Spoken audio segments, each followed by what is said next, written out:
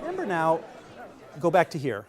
I said, how do you make money at this business? It's the spread between the overnight rate and the term rate. And I said, let's just bracket the question of the overnight rate for now, okay? And let's treat this as unproblematic that the Fed just fixes it, and let's worry about the term rate. And that made progress. See, this is how you do theory. You've got to bracket something in order to see clearly. But now we have to unbracket it, okay, and say, okay, so now can we use this same structure to understand the overnight market? We need to now think about the overnight market. You know, where does that price come from? It is true, what I said, that the Fed is fussing with the Fed funds rate. Okay, so they have to be in the picture now. Okay, we can't just have a little story about unnamed dealers of last resort bid. You know what we had before about Warren Buffett being the deep pockets and that sort of thing. The outside spread story. Okay, what I want to suggest to you is that one thing the Fed does is to create an outside spread. Okay, for the Fed funds market. Okay, that's very clear, and I'll show you in a minute. Another thing the Fed does in normal times is that it actually tries to stabilize the Fed funds rate, okay? And how does it do that? So we need to think about both of those things, okay? So here's the Fed funds market from the point of view of a bank that might be dealing in the Fed funds market. And certainly we know two things about the current market. Okay, so this is the Fed funds rate now, not a term rate, but an overnight Fed funds rate. One thing we know is that the Fed is now paying interest on excess reserves. It didn't used to do that. It used to, if you want to have reserves at the Fed, you get the same interest that cash has, okay, which is 0, okay? But now it's paying 0.25%.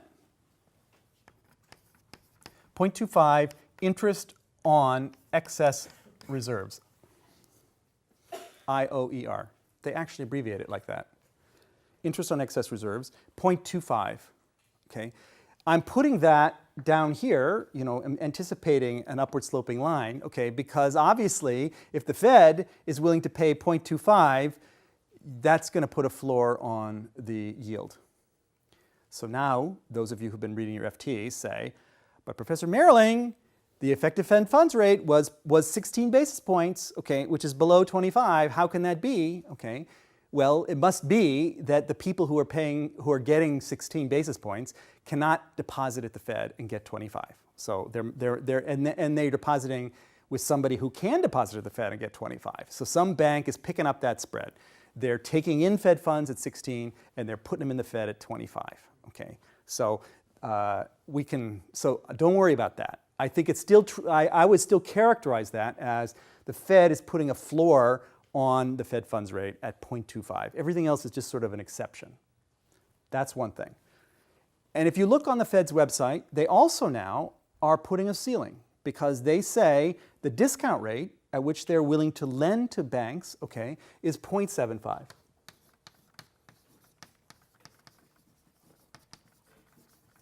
Okay? If they're willing to lend to banks at 0.75, then the Fed funds rate can't really ever go over 0.75. So that's an outside spread. The Fed is making the outside spread in the Fed funds market pretty clearly here.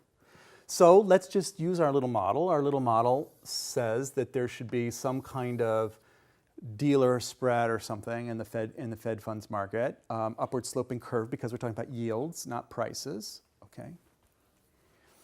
And what do we observe in the market today?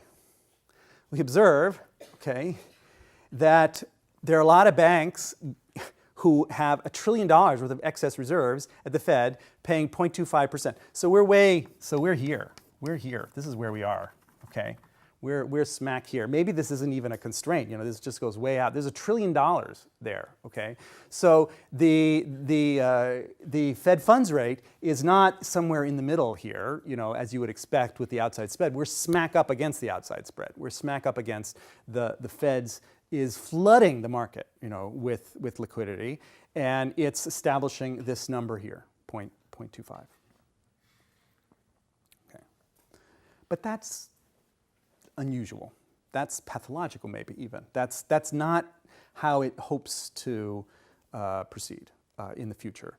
It doesn't want there to be $1 trillion worth of excess reserves. And in fact, they're trying, I'm going to show you in a minute, they're trying some things to try to soak up some of those excess reserves. You may remember when we were doing repo, I showed you they were trying reverse repo as a way of soaking up some of these excess reserves.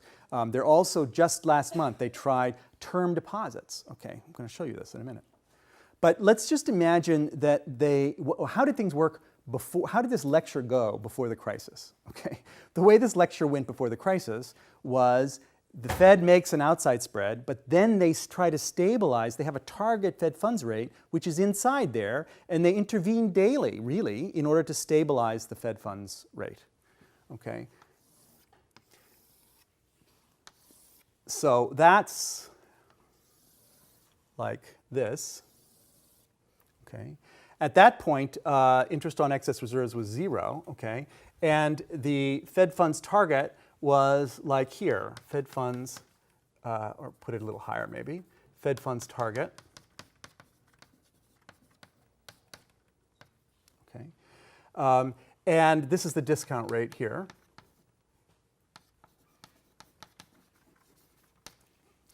And before the crisis, the Fed made a spread. Typically, they would even say the discount rate is 100 basis points over the Fed funds target, which is a full percentage point. Okay?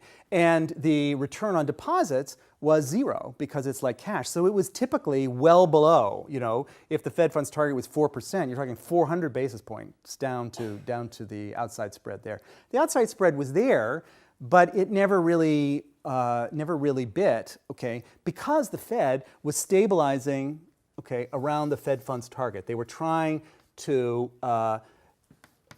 anticipate fluctuating demand in the Fed funds market and supply that demand on a daily basis. If you look back at open market operations reports before the crisis, they're in the market every day. They're trying, in fact, the people wrote all books about this. I read these books, you know. How do you forecast the need for reserves? And so the Fed made this into an art, okay? And they would do repo sometimes twice a day, okay, in order to supply reserves to the market to stabilize prices.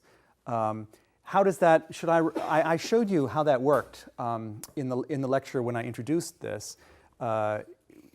Maybe I should show you again so that you remember, since we now realize we have all this spare board capacity. What are we talking about when I talk about the Fed intervening in markets in order to stabilize the Fed funds rate? We're talking about balance sheets. So we have a bank, we have a dealer, and we have the Fed.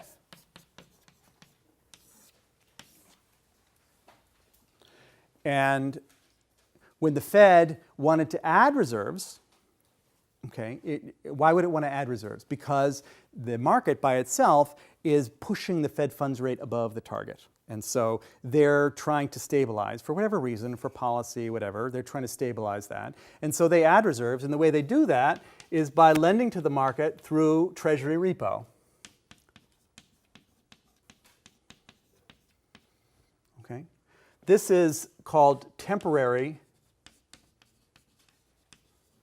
open market operations.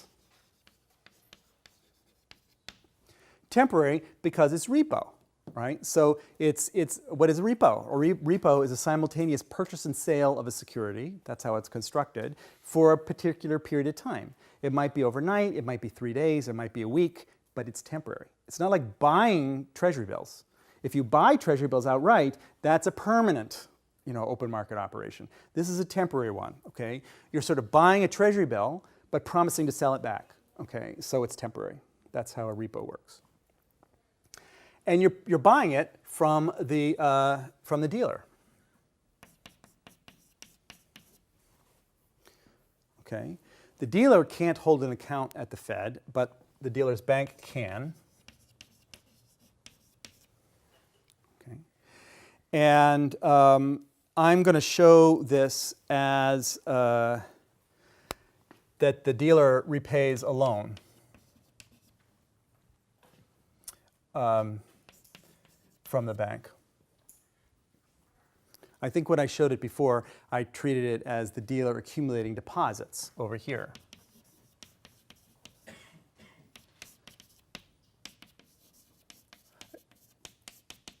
Just put that in brackets. That's an alternative. Okay. We don't know what the dealer's position is. The dealer's borrowing from the bank, which typically they are, okay, and they got some extra cash, they would use it to reduce their borrowing because they borrow from the dealer at Fed funds plus 50, okay, and as long as the repo rate is below Fed funds plus 50, you'd rather borrow at the repo rate. So that's what they're going to do. They're going to replace expensive borrowing with cheap borrowing. So what this does is to increase the reserves of the banking system, which they can then lend out into the Fed funds market and put downward pressure on the price. Okay, this is how the Fed, in normal times, was trying to hit this target that I was showing you here. The effect of all of that, though, okay, is to you're trading to try to push around the dealer's position. You know, whenever you're trading, whenever the Fed is moving into the market, okay, you're trading with the dealers, and so you're moving around their inventories, okay, and so you're moving around their prices. So this is what you're doing. The Fed was stabilizing the Fed funds rate, and it's doing so by acting. See what it's doing. You know, it's expanding both sides of its balance sheet. So it's the Fed funds market is one bank lending to another. Now the Fed says, okay, I'll do that myself, actually. Okay, this is a bank lending to the Fed. This is the Fed lending to a dealer here. So it's moving some of the Fed funds market onto its own balance sheet. And in so doing, it's sort of acting as a dealer of first resort. You know, it's not making the outside spread. It's trading in the market itself. Okay, there. It's not the outside spread, it's trading at the inside spread. It's probably trading inside the inside spread because it asks the dealers to bid, okay, and it takes the best bids. So the dealers it's getting a better price than a corporation would get if it was trading in repo.